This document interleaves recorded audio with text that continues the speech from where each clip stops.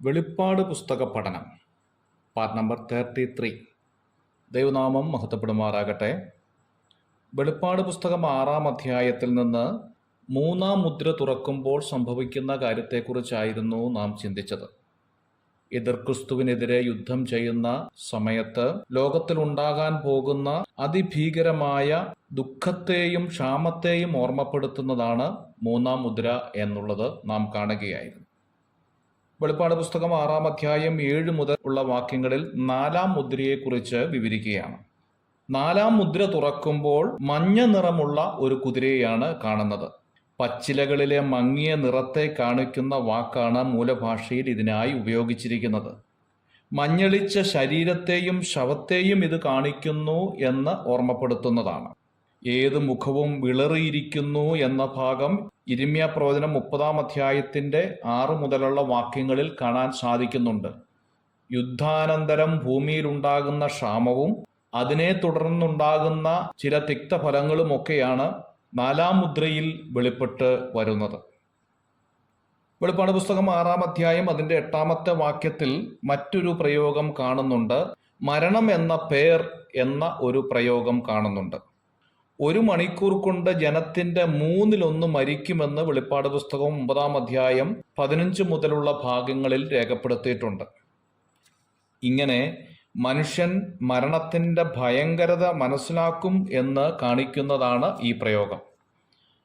6-ാം അധ്യായത്തിന്റെ 8-ാമത്തെ വാക്യത്തിലേക്ക് വരുമ്പോൾ പാതാളം അവനെ പിന്തുടരുന്നു എന്ന് കാണുന്നുണ്ട്. രക്ഷിക്കപ്പെടാതെ മരിച്ചു പോകുന്ന മനുഷ്യന്റെ ആത്മാക്കളെ സൂക്ഷിക്കുന്ന സ്ഥലമാണല്ലോ പാതാളം. ലൂക്കോസിന്റെ സുവിശേഷം 16-ാം അധ്യായത്തിന്റെ 23-ാമത്തെ വാക്യത്തിൽ ഇതിനെക്കുറിച്ചൊരു സൂചന നൽകുന്നുണ്ട്. ഇങ്ങനെ മരിക്കുന്നവർ സഹസ്രാബ്ദ വാഴ്ചയുടെ അവസാനം വരെ പാതാളത്തിൽ കഴിയണം എന്നുള്ളതാണ് ദൈവിക വ്യവസ്ഥ. എന്നാൽ അന്തിക്രിസ്തുവിന്റെ കാലത്ത് പാതാളത്തിൽ പോകുന്നവർ കൂടുതലായതിനാൽ പാതാളം കൂടുതൽ സൗകര്യം ഒരുക്കുന്നു എന്നുള്ളതാണ്. അഥവാ സഞ്ചരിക്കുന്ന പാതാളം എന്ന നിലയിലേക്ക് ഇവിടെ കാണാൻ സാധിക്കുന്നു. 6-ാം അധ്യായത്തിന്റെ 9 മുതൽ 11 വരെയുള്ള വേദഭാഗങ്ങളിലേക്ക് വരുമ്പോൾ 5-ാം മുദ്ര തുറക്കുന്നതായി കാണുന്നു. ആദ്യത്തെ 4 മുദ്രകൾ പീഡനകാലത്തെ കുറിക്കുന്നു എന്ന് നാം കാണുകയുണ്ടായി.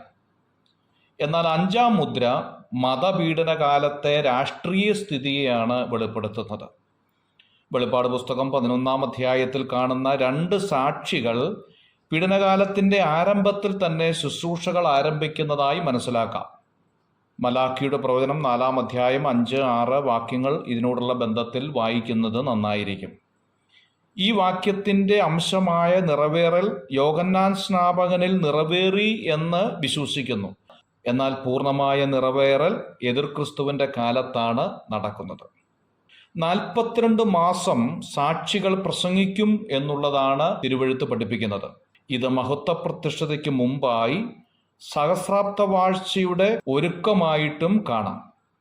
ഇതിന്റെ ഫലമായി ഏതാണ്ട് 1,44,000 പേർ രക്ഷിക്കപ്പെടും എന്ന് കാണുന്നു.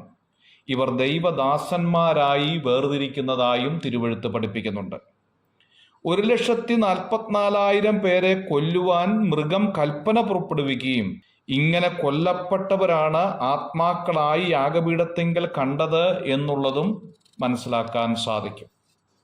6-ാം അധ്യായത്തിന്റെ 9-ാം വാക്യത്തിലേക്ക് വരുമ്പോൾ യാഗപീഠത്തിന്റെ കീഴിൽ എന്നൊരു പ്രയോഗം നാം കാണുന്നുണ്ട്. എതിർക്രിസ്തു പീഡനകാല മധ്യത്തിൽ യാഗവും വഴിപാടും നിർത്തൽ ചെയ്യുമെന്ന് ദാനിയേൽ പ്രവചനം 9-ാം അധ്യായം 27-ാമത്തെ വാക്യവും 8-ാം അധ്യായം 11-ാമത്തെ വാക്യവും 12-ാം അധ്യായത്തിന്റെ 11-ാം വാക്യത്തിലും കാണുന്നുണ്ട്. 2 തെസ്സലോനിക്കർ 2-ാം അധ്യായത്തിന്റെ 3-ാമത്തെ വാക്യത്തിലും ഇതിന്റെ സൂചന നൽകുന്നുണ്ട്. എതിർക്രിസ്തുവിന് കീഴ്പ്പെടാതെ യാഗമർപ്പിക്കുവാനായി ചിലർ ചെല്ലുമ്പോൾ ഗലീലക്കാരുടെ ചോര പീലാത്തോസ് വീഴ്ത്തിയതുപോലെ അവരെ കൊല്ലുവാൻ എതിർക്രിസ്തു കൽപ്പന പുറപ്പെടുവിക്കും. ലൂക്കോസിന്റെ സുവിശേഷം 13-ാം അധ്യായം 12-ാമത്തെ വാക്യം. ഇവരെ യാഗപീഠത്തിങ്കൽ വെച്ച് കൊല്ലുകയും ഇങ്ങനെ കൊല്ലപ്പെട്ടവരെയാണ് യാഗപീഠത്തിന്റെ കീഴിൽ കാണപ്പെടുന്ന ആത്മാക്കൾ എന്നതുകൊണ്ട് ഉദ്ദേശിക്കുന്നത്. വിശദമായ വിവരം നമുക്ക് അടുത്ത ക്ലാസ്സിൽ പഠിക്കാം. God bless you.